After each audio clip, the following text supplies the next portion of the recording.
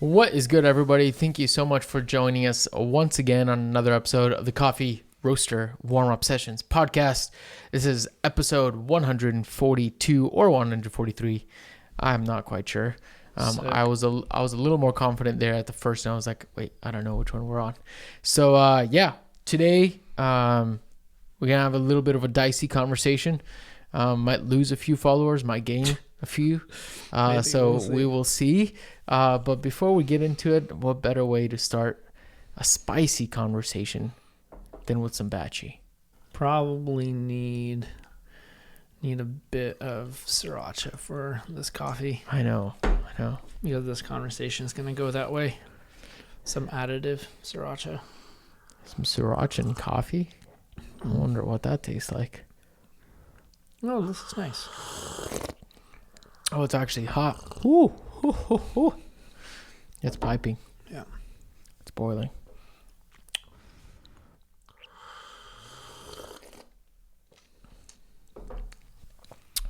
Oh, it is nice. Yeah, it is nice. I like it. Wow. Okay. Yeah, did not expect that. Yeah, this is actually a really nice batch. Like, This is a prodigal coffee. definitely. Definitely not. Not this time. What do you get? What are you getting off of it? That was some florals. I'm actually getting a little more like pear on it and grape. Now. Yeah.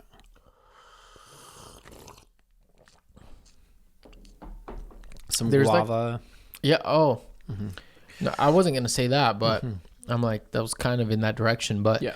there's something when it first goes into your mouth, there's like there's like this mouth watering, like juiciness to it. Yeah. That just like attacks your palate right away, which is really nice and pleasant. I was gonna say, I was expecting, knowing what this coffee is, I was expecting it to have some orange, but I don't think it's orange. No. I think you're right in terms of it's a little more pear, grape, like a little more malic than it is citrus. Yeah. Oh, this is actually this. I mean, I think this is slamming. This is like a really nice batch. Yeah, it's a good batch for sure. Holy cow! Yeah. It's got a nice like roller coaster of like like there's like a noticeable progression throughout the whole. Yep. Just Yeah, palate it's pretty good experience. structure too. Very nice. Yeah. Yeah. Wow. Yeah. Okay. Well, I literally was not expecting the batch to taste this good. Yeah. So cool. This is a coffee that will not be revealed today. Yep. But it will be soon revealed. Not quite sure when, but hopefully sooner than later. This was one of two first batches that we cooked up, and it's I like this coffee. We'll just leave it at that. Yeah, Mark is super biased though. I have a lot of skin in this game, so I kind of have to convince myself I like it. But I think we're also pretty settled on flavor notes for this coffee. We've been getting some very similar. I think so. Yeah. We said passion fruit, right? Yeah. I'll let it. Yeah. Passion fruit's right. Yeah. The funny thing is, Mark walks into the cafe with a bag of frozen passion fruit and says, "Dude, you gotta taste this." I'm like, dude, because I was like the other day, literally, I was like, what the heck does passion fruit taste like? Yeah. I just had no idea. Yeah. And I went to Egg and was like looking for passion fruit. They don't have any of them, which makes sense. It's kind of like a weird rare fruit, but they did have some frozen.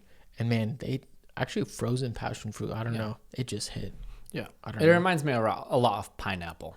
Yeah, not grilled pineapple, but slightly like grilled is a little more savory. Like it's got the this savory, is more juicy, like high acidity. Yeah, it's nice. I like it. I'm jiving with it. So but that being said, this is a solid coffee. It is not a co-fermented coffee for sure. No one threw any pineapple passion fruit chunks into the fermentation. Exactly. Which, I mean, right off the bat, I think it's worth to define some terms so that throughout the whole podcast, folks, you guys can kind of get a little context as to what we mean when we say certain things, because I think in this conversation, especially processing, things have gotten really wild. Like last week or the week before that, we were talking, or after the pod, about what the heck does anaerobic coffee mean? Like, why do we use the word anaerobic when it's not actually anaerobic and aerobic? And like the whole processing terminology is whack in coffee.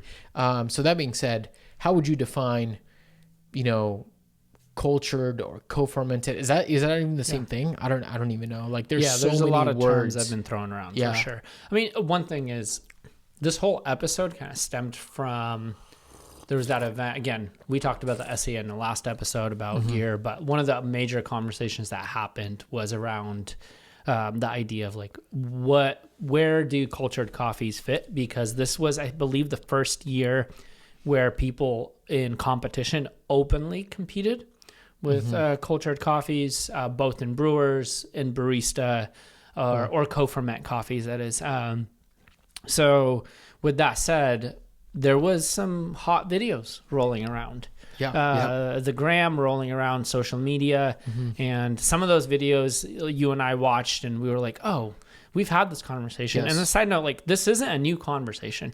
100%. You and I have been talking about co-ferment coffees for a long time. I remember our friend Lisa Farr in the Map It Forward podcast, like, brought it up, and then you and I were talking about that and what role does it take. So this is like kind of an old, but I feel like in the last month with the SCA, it kind of got some new heat. But yeah, with that said, personally, the most easiest way for me to understand what a co-ferment coffee is during the fermentation process, which everyone I believe is aware, like all coffees go through that, whether washed, anaerobic, aerobic, natural, they all go through that process. During the fermentation process, some producers have been adding like fruit and chunks of fruit, skins of fruit, just other stuff that is not literally from coffee into the tank to help add flavor. And I say that very specifically, to add flavor.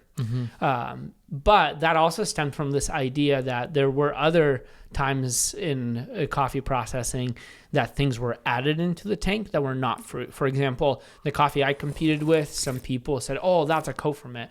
It's not a co-ferment. And I actually talked to Kevin about that. And he's like, no, this is not a co-ferment coffee, because the thing that's being added is a previous strand of bacteria or previous leached coffee cherry from the previous fermentation tank was added back in to help fermentation kickstart. Right. So it's not a foreign. You're adding more of coffee technically. It's not a foreign piece or product that's being added into the tank. It's the Mosto process that is extracted or leached out of a previous tank.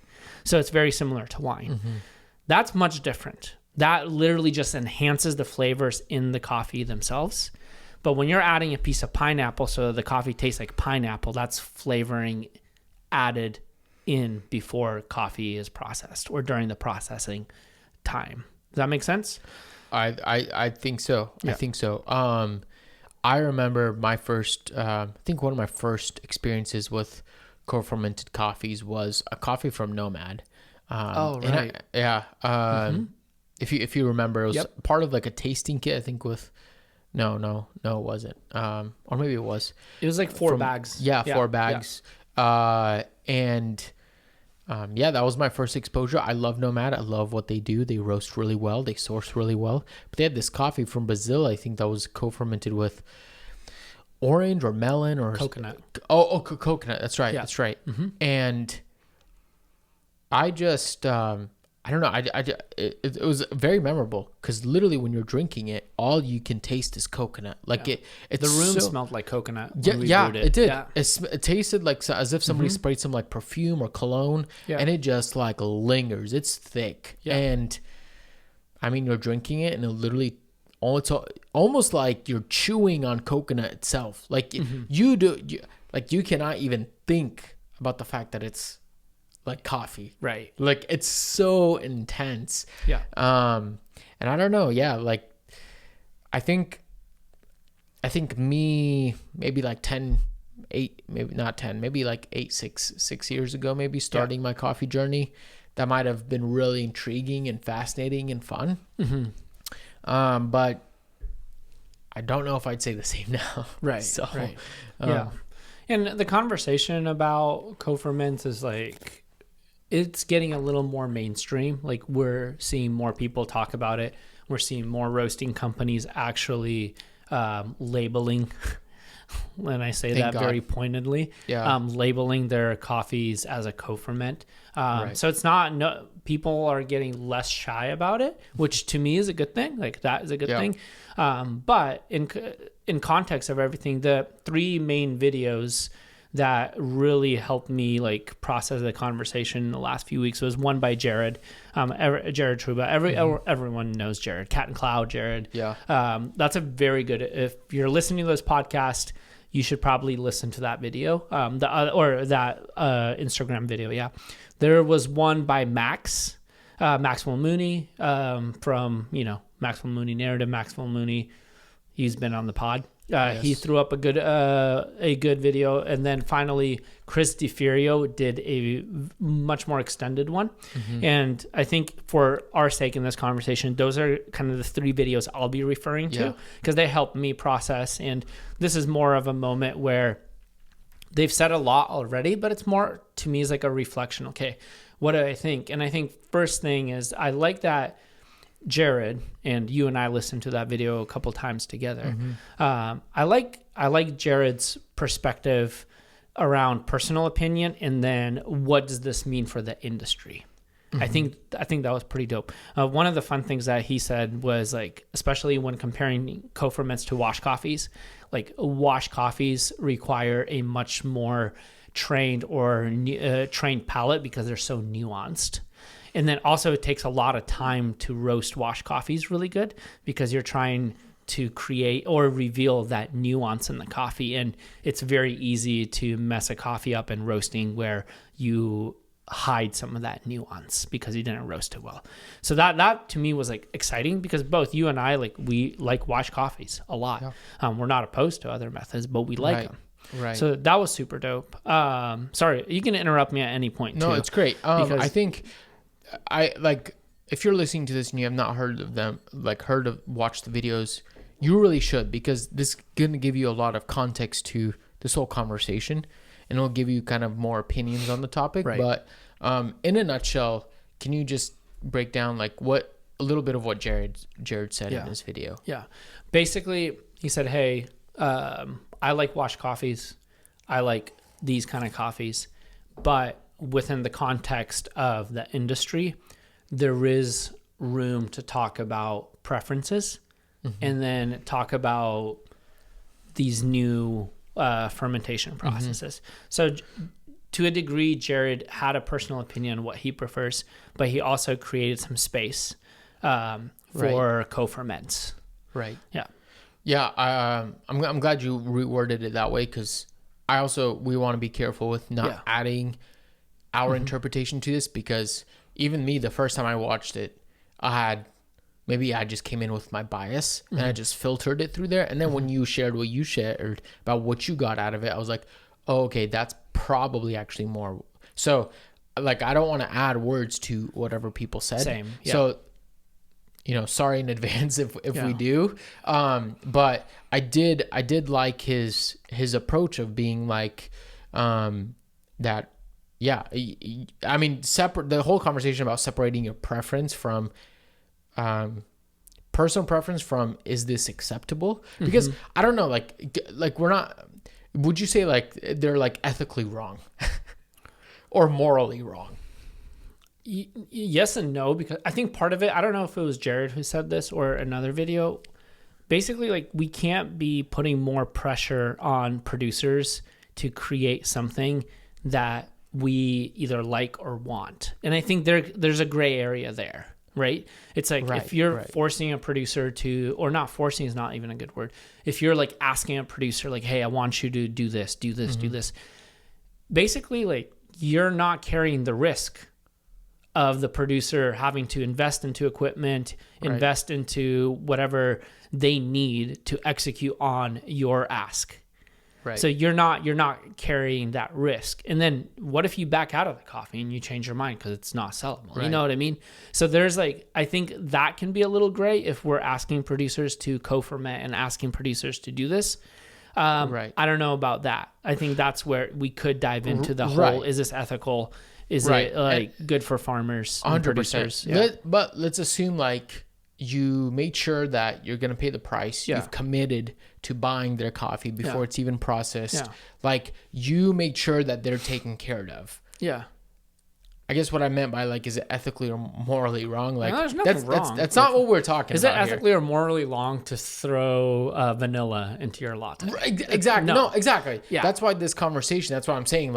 This isn't kind of what we're talking about. Mm-mm. So there's just another grading scale. I feel that we are diving into this because it's not about ethics or morality. It's more is this specialty?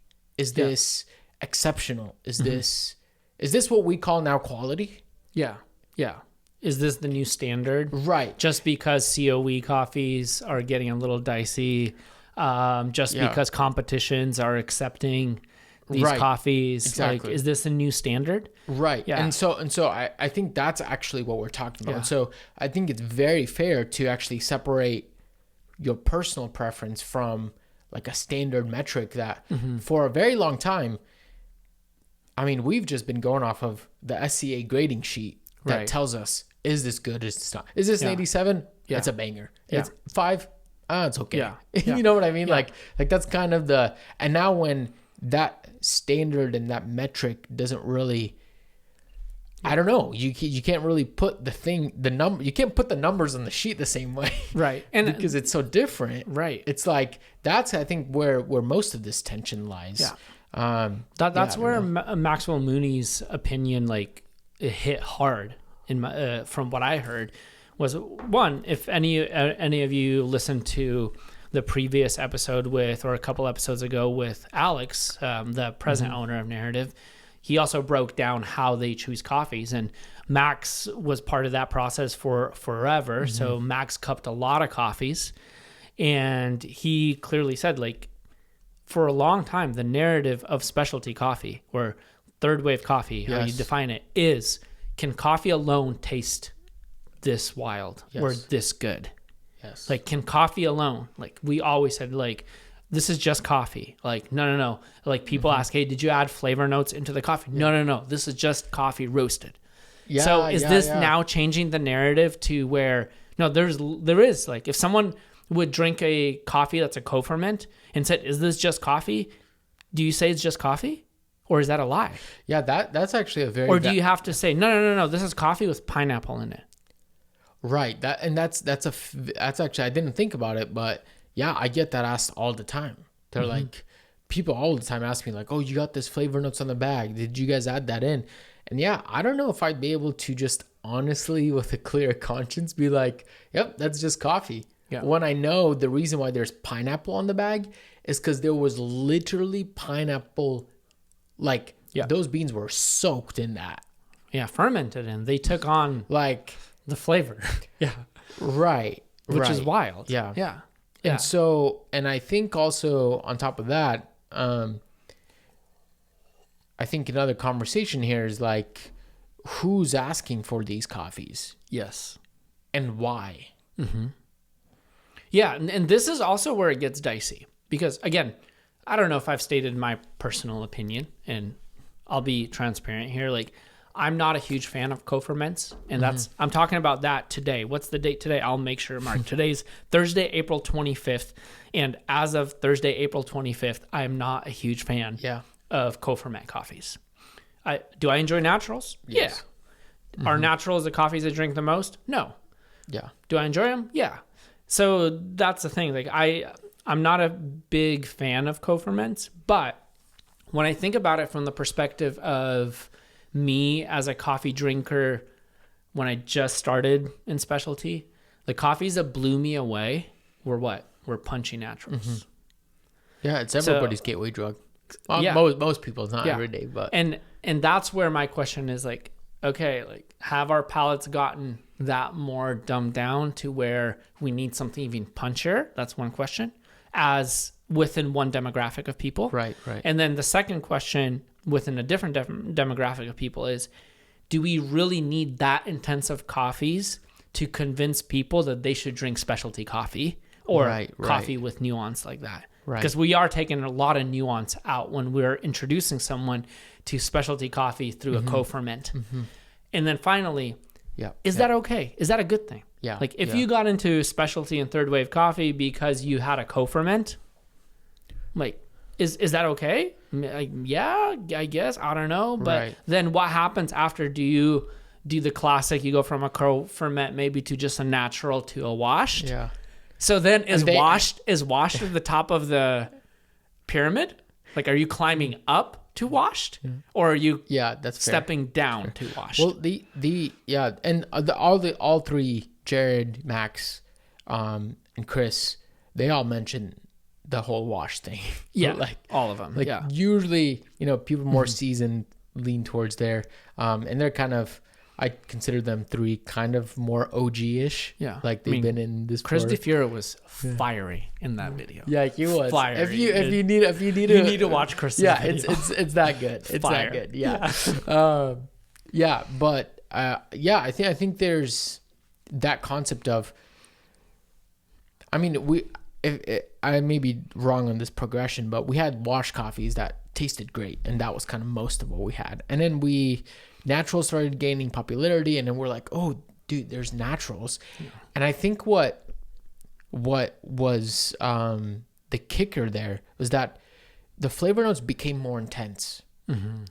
And even with wash coffees, if you find a wash coffee that it has exceptional clarity and is really intense and vibrant, usually they tend to climb the score sheet. Yeah. You know what I mean? Yeah. Coffees that just speak for themselves. You're not looking for flavor notes. They're just right there. And I think that may be where some of this, like the bigger flavor, the bigger punch, the better. But, and again, we're leading into a lot of preferential stuff where it's like, hey, if you're listening to this and you just want to get slapped in the face all the time with fruit, please. I mean, co-ferments might be the coffees that you might be drinking. But that's also saying that majority of the demand is around fruity coffees. That's what like Chris was challenging. It's like, is that really what all people want? Is just like fruit bombs? Okay, I'm glad you went there, because when I used to work for Primer behind bar, it was my only behind bar coffee job. I think serving a natural is always fun, because it could be like two things could have happened. Somebody tried a natural and they're like, oh my gosh, this is amazing. What the heck is this? Which is what some of us experienced at some point. Or on the flip side, you have natural processed coffees that people taste and they're like, I want coffee actually. Yeah. Like I don't want fruity exactly. coffees. Yeah. I want a coffee. Yeah. And I think there's something to say there. Yeah. Because even if you were to split like 50-50, even though I don't think it's so, I think it's probably more like 20% of the people who try it are like, whoa, I want more of this. And 80% of the people are like, I don't want that. Right. Which then it's like, wait up, now if that's like realistically what's happening, then we're enforcing like a lot of these big, you know what I mean? Like we're inflating this demand to say, man, this is actually the next thing. Yep. But it's like, whoa. It is far from the next thing. Right. Yeah. Which gives me peace as well, because I don't think that wash coffees are going anywhere. Right. Because of that reason. Yep. Is because I actually think that they still hold the biggest demand. They're still exceptional. And I think it's only a small group of people that are desiring this and asking this. And from a business perspective, if your customer is asking for something, you either give it to them or they don't buy from you. Or you find a different customer. 100%. Yeah. And that's just the reality of it. Totally. And so, so those people are asking. Yeah. They are demanding something, and somebody's going to give it to them. But the thing is that that's actually a small minority. Yeah. And that's a perspective that we need to have, is understanding that the coffee industry is massive. A huge. ton of people, I'm not going to use those quotes that are fairly inaccurate about coffee and how many people in the world drink coffee, but we can safely say that way too many folks in the world drink coffee. Yeah. It's one of the most consumed beverages, right? So if that's the case, then I think the overall demand is for coffees that are probably medium to dark roast, washed, probably like a classic either Central American or just a classic African coffee that's not crazy fruity, right? That's the demand. So with that said, and everything you said about like big flavored coffees and people, maybe not always seeking that, would you say the same thing then about roast level? Like, are light roasted coffees getting so much popularity that they will outdo medium to dark roasted coffees, and will dark roasted coffees go away? Vice versa? I don't think so. Yeah. Because I think Nor do I think they should. Yeah, neither. Yeah. I think diversity is important. Yeah. And diversity, I think we hear diversity oftentimes in like equal opportunities and stuff like that. No, like diversity is just like, I do want a shop in my town that serves 90 coffees. And I do want the shop that I'm like, Woods, right next to the freeway, popping through the drive-through. I know they're serving like solid 85s, 86s. Mm-hmm. I know it's going to be a great batchy. It's going to be quick. I'm going to grab a snack. Like, I want coffees that are very fruity. Mm-hmm. I also want coffees that are like, man, that's just like citrus florals and some light, delicate fruits. And it's even more leaning tea-like. And I think one of the things that we're also seeing in the industry is now like the pendulum is swinging for some people is like ultra light roasts or very light roast, where it's like, bro, some coffees I'm like, dude, I don't even know what you're tasting in here. And they're like, oh, this is like great. Yeah. Most of the time it's like grapefruit, tea, and orange. And I'm like, cool. It's all acidity. My taste buds are blinded by that brightness, dude. Yeah, exactly. And again, like I have nothing negative to say about that. But what I am saying is that there is a shift that's happening, and I think it's a lot of it is preferential. Yeah. And something I saw in a barista forum recently, or it was on a Discord, where somebody mentioned, actually, they're like, man, I used to drink like these ultra light, like very pushing light roast. Mm-hmm. And somebody was like, honestly, I'm kind of like leaning back, like turning back. Yeah. And I'm like, cool. I hope we have the whole spectrum ready for people so they can lean and go forward and go back and do whatever they want. I mean, side note, would you ever like go from elongates to ristrettos?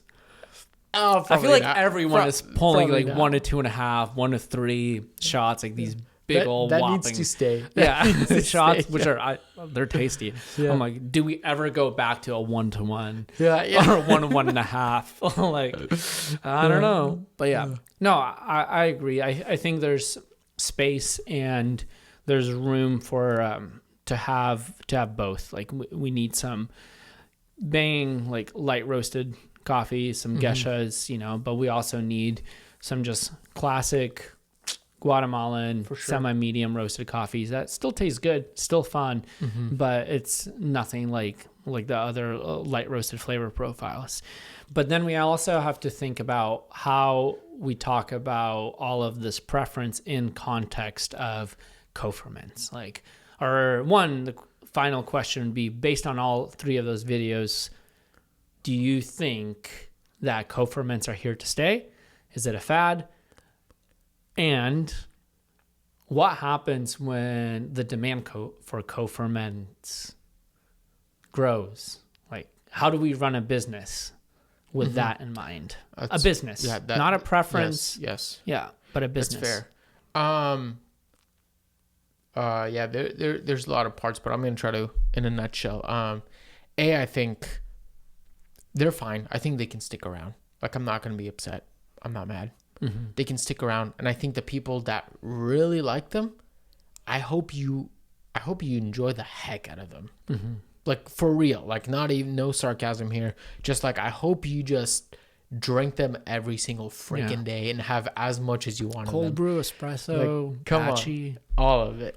So, because I still think actually it's just a very small group of people, like in the grand scheme of not even the world, but just even the country, or even specialty coffee. Yeah. I think they're still such a small part. And I'm like, yeah, if somebody wants them, I hope there's something for them to enjoy. But for the rest, for other, I don't like to say, I don't want to say for the rest of us as if to isolate them. Yeah. I'm saying like, but for everybody who doesn't like them, I think there's going to be exceptional coffees. Yeah. Still ready. Like even over the last like 5 years of us running Mir, seeing some of the trends and differences, like for co-ferments getting popular at some point, like almost every website that I went on to, I remember looking for coffees with you just from other roasters. Every coffee was a natural. Yeah. I literally remember that. And I'm like, I don't know, where can I go to find out? And now I'm like, cool. I'm actually seeing more washed coffees from some of my favorite roasters. Yeah. And I'm like, So again, it's like Koji. That was another thing. Yeah. Like we're like, oh, did we jump on the Koji train? Like, I'm glad we didn't. Yeah. But, yeah.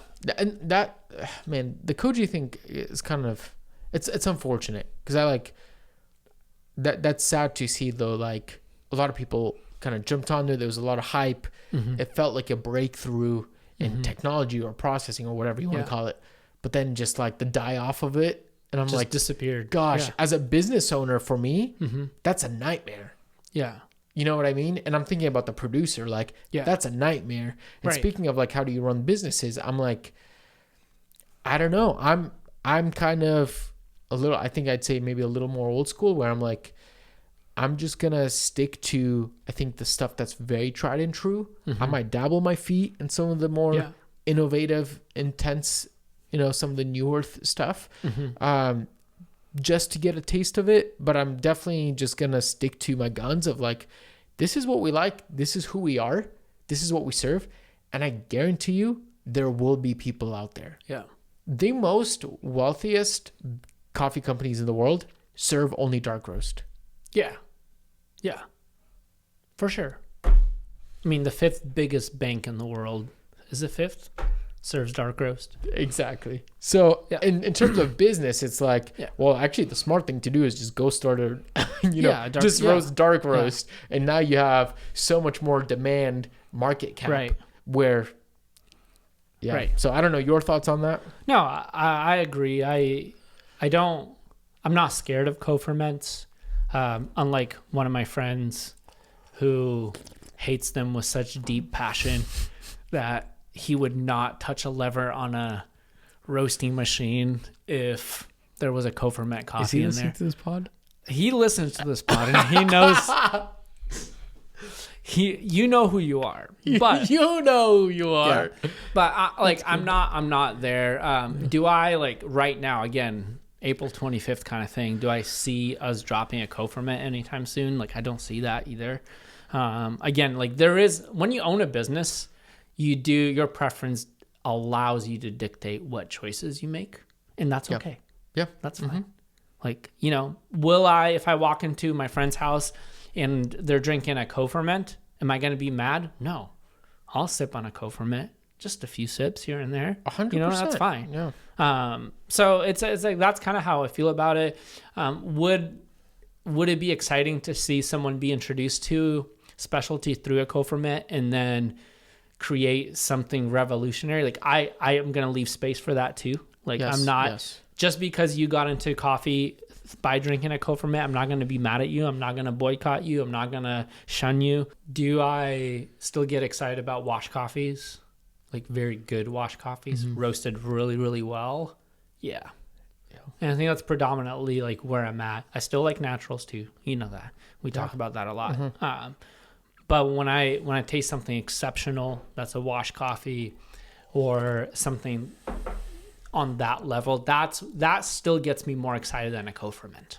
Yeah. And again, like That being said, like, we love a good Diego. Yeah, we like, still drink Diego Bermudez coffees. You know, like, right. nothing, like, for those who have been around the pod, you guys know. Yeah. That's been a raver on the pod. Yeah.